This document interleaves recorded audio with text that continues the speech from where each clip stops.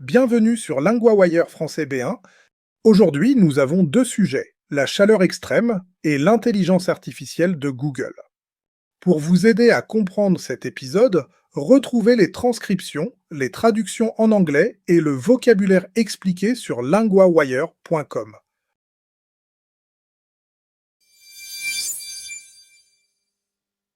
Commençons avec cette nouvelle façon de mesurer les vagues de chaleur. Nous retrouvons maintenant Hugo, correspondant de LinguaWire pour environnement. Oui, et l'idée est assez simple. Au lieu de regarder seulement la température d'une journée, des chercheurs ont regardé heure par heure. Heure par heure, donc ils ont vraiment découpé la chaleur en petits morceaux. Exactement. Ils ont comparé toutes les températures de 8 heures entre elles, puis celles de 9 heures, et ainsi de suite. Ils ont appelé chaleur extrême toute heure au-dessus du 90e centile pour cette heure entre 1981 et 2010. Ça change beaucoup la lecture du problème, j'imagine. Oui, parce qu'avec une moyenne sur la journée, on peut cacher des pics très difficiles à supporter. L'étude montre qu'en moyenne, les gens connaissent environ 270 heures de chaleur extrême par été dans le monde. 270 heures, c'est déjà beaucoup. Mais il y a surtout la tendance, non? Oui, les chercheurs disent que ce chiffre augmente d'environ 62 heures par décennie.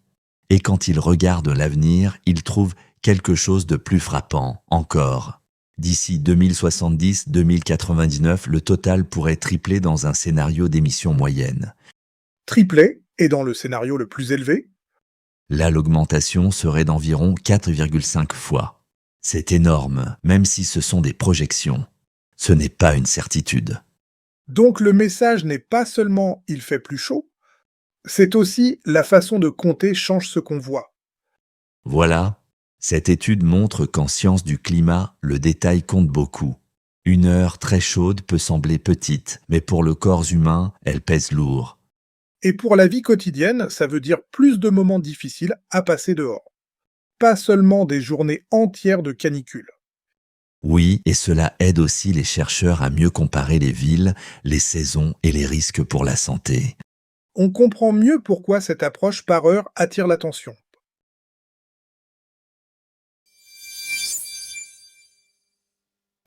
Passons maintenant à l'application Gemini de Google et à sa croissance très rapide. Nous retrouvons maintenant Inès, correspondante de LinguaWire pour technologie.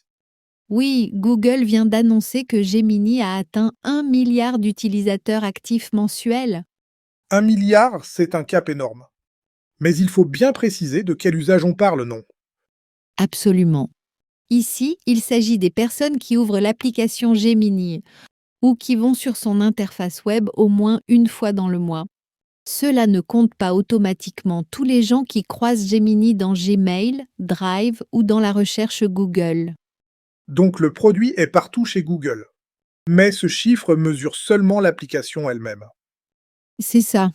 Et le point important, c'est que Gemini est devenu le produit Google qui a atteint ce seuil le plus vite. Le directeur général de Google a présenté ce chiffre comme une étape majeure. Et l'entreprise mise clairement sur Gemini depuis plusieurs années. On voit aussi que l'usage n'est pas seulement écrit. Les gens parlent à l'outil. Oui, beaucoup. Selon un responsable de Google, 63% des utilisateurs actifs utilisent l'entrée vocale. Et de plus en plus de personnes utilisent seulement la voix sans taper de texte. C'est intéressant parce que ça montre une vraie habitude d'usage. Pas juste une curiosité. Exact. Il y a aussi un autre chiffre marquant.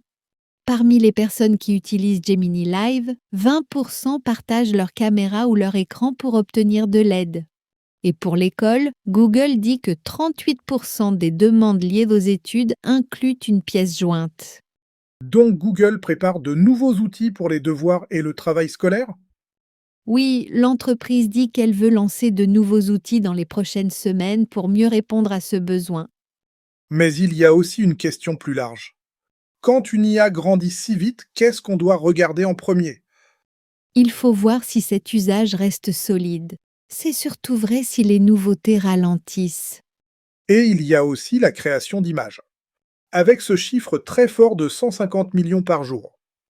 Oui, et cela montre que Gemini ne sert pas seulement à discuter.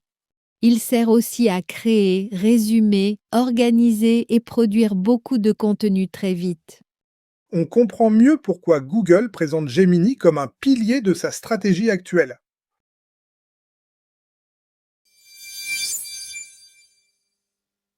Dans la première histoire, voici 3 mots utiles sur la chaleur. Le premier mot est la chaleur. Cela veut dire le fait qu'il fasse chaud. Exemple. La chaleur rend la promenade difficile l'après-midi. Le deuxième mot est l'heure. Cela désigne un moment précis de la journée. Exemple. Cette réunion commence à 9 heures. Le troisième mot est le seuil. Cela veut dire une limite à partir de laquelle quelque chose change de catégorie. Exemple. Le seuil de bruit est trop bas dans cette rue. Point de grammaire, compter en. Règle. On utilise cette expression pour dire comment on calcule un nombre ou un total. Exemple 1, l'étude compte les heures une par une. Exemple 2, on compte les utilisateurs actifs chaque mois. Répétez, on compte les heures une par une.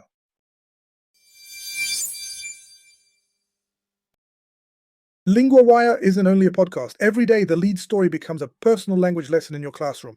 Each lesson covers reading, vocabulary, grammar, writing, and listening, all built from today's real news story. Start today on linguawire.com.